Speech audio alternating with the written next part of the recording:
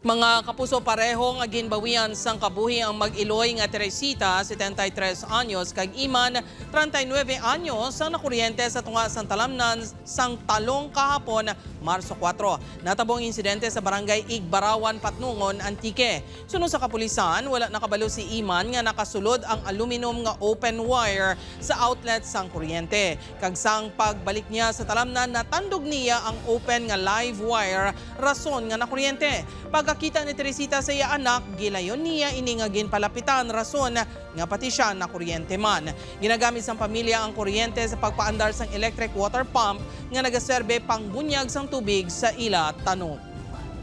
Ang wire ga-cross na siya, ga-cross sa talamnan. Tubig saksak yan gamit duplex wire. Siguro pag saksak ito sa plug, natuon ang aluminum nga part sa wire nga open siya mo, aluminum.